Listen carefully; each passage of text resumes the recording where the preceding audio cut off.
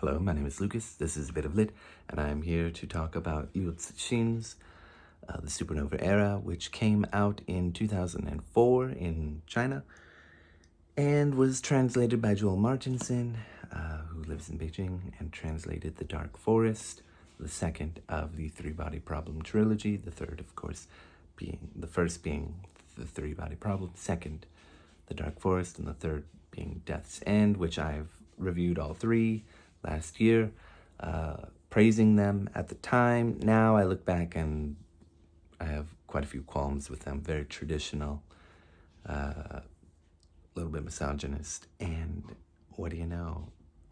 We have some similar themes. That's okay, because there are still things to enjoy. Okay, few and far between in this one, but I will try to be level-headed and explain some of the good things, a little bit of the plot, and then some of the good things, and then I will tear into this book because it makes some really ridiculous decisions. So it is a story of a star dying 8 light years away, and after 8 years, the radiation hits Earth, which causes all kinds of problems for humanity. Apparently causes no problems for any animals or plants. Global warming is a problem in there, so that's interesting that it's how it's used. And it causes problems for humans because anyone over the age of 13 basically will die. And there will be just enough time to teach the children, the leaders of tomorrow, everything they will need to know to run the world. But the adults only know how to teach the kids what their world is like. But the children's world will be completely different because they will still be maturing while they are leaders of the world or of the country. And, it is kind of funny. There are different parents teaching their kids their jobs. There's a delivery man who takes great pride in his work. There's a surgeon who has a lot to explain to their kid about what it means to be a surgeon. A power plant technician who is upset with his child for not knowing anything about electricity. And then there's the world leaders that teach the kids all about war immediately, without even a second thought. That's the first thing on their mind, because allocation of resources and these kind of things are important in the adult world, and that's all they know, because they came into power in the adult world, and it's the only thing they know how to teach the children, even though the world will be different. The world is different. Basically, everything immediately collapses, which shows, in a way, even though there was an attempt at a peaceful transition of power, this sort of catastrophic event and chaos caused serious problems for all countries in the world, but in this case we focus on China. Eventually things come together, and then we move on to America, see what's going on there, and it is violent, and it is brutal, and everybody there wants to play, kill, play, kill, because that's fun. Because Liu Cixin has it in his mind, at least in this novel, just as a thought experiment, that children are more capable of compartmentalizing death and being okay with it and moving on and thriving in it in a way, because the American children and the American president want to have war games globally. They don't want to go to war. They just want to play games of war and killing everything. Lots of political commentary to be had there.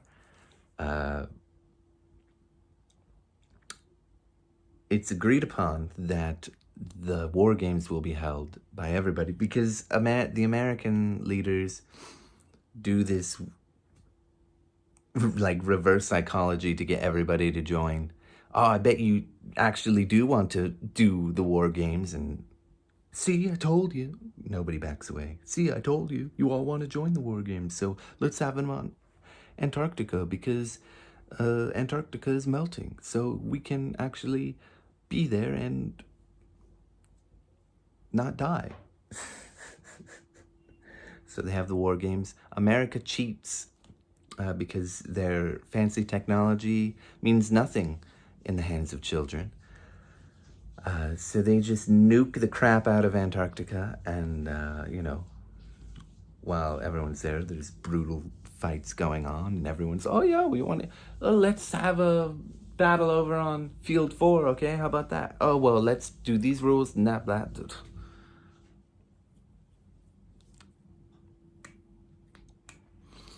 Meanwhile, off to the side, the Japanese are eating a live whale, just cutting pieces off of it. China saves the day. They, take action because nobody else is willing to do anything to stand up to America. And there's a new president that comes into power because the first Supernova era president was ousted by Congress.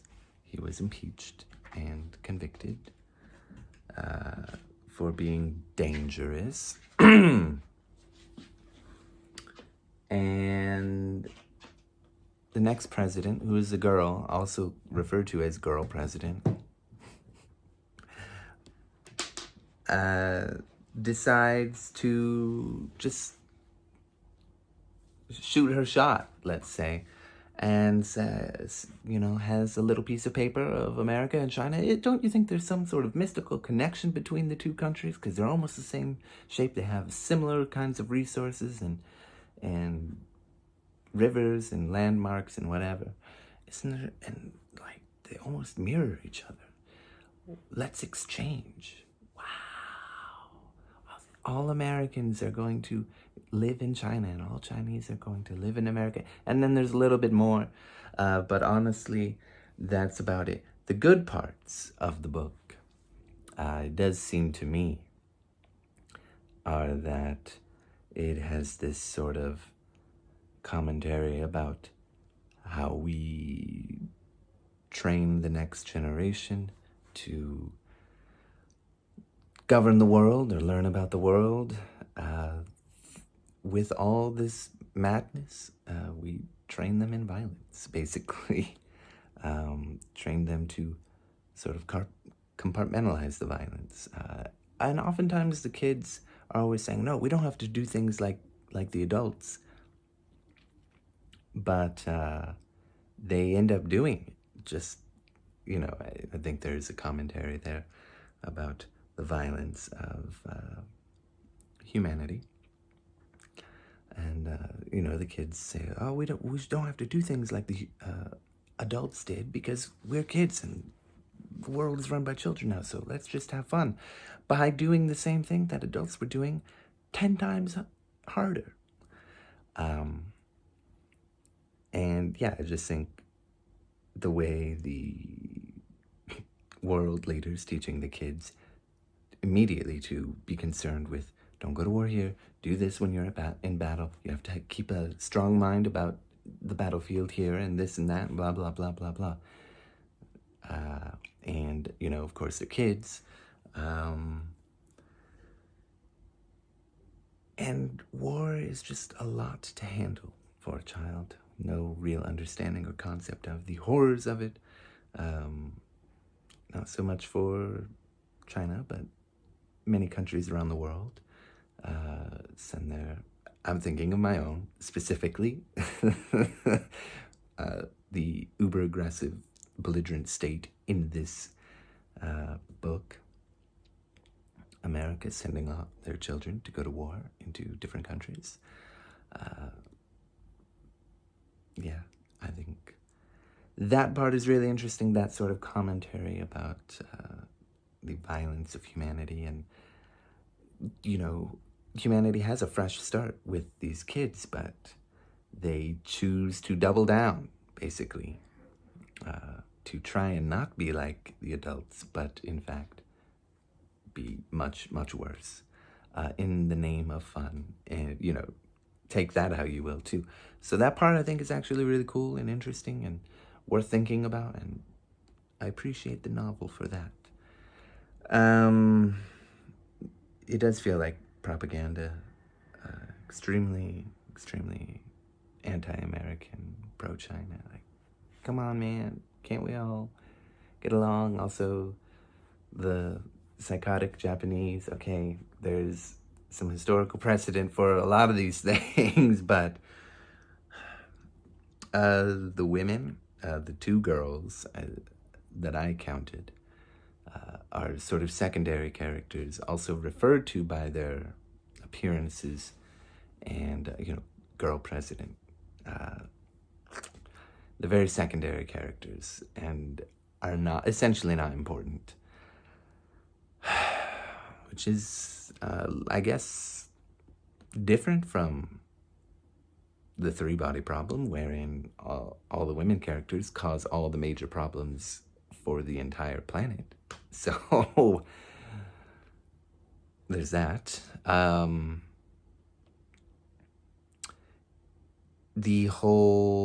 actually didn't mind the Antarctic Games. I thought there was something interesting about that, about how war is used to, it's sort of like, it's made out to be a game. But actually, what it really is a way to divvy up the melting Antarctic continent. And I just like that little bit of commentary there. But then there's a blizzard and things freeze and whatever. But I do think that's interesting given the rest of, the other thing that I was talking about there's violence in human history, and there's a fresh start, and instead of trying to change the direction of human history with this brand new start that we could have with the children, we just teach them the same old things, and they double down on it. And they find ways to convince their citizens to go to war for resources for the country.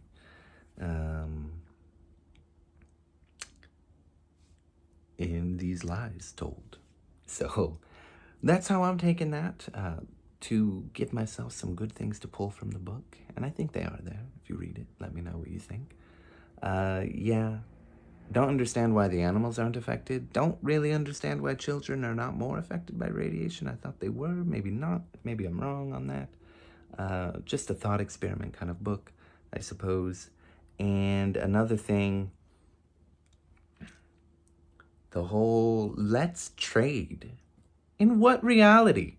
Also, I just can't possibly imagine children deciding, yeah, let's use the ICBMs, okay? That sounds like a lot of fun. The whole children choosing to go to war thing, I don't think that would happen, even if they were trained. They're 12. They might end up being a little violent and whatever, and hurting. Just everything working. They only had a couple months. I don't see it. And the way things work, like, why wouldn't they just, no. I don't like this book. But the biggest thing that bothers me is the swapping of the countries. I just, no. What kind of decision was that? What were you thinking?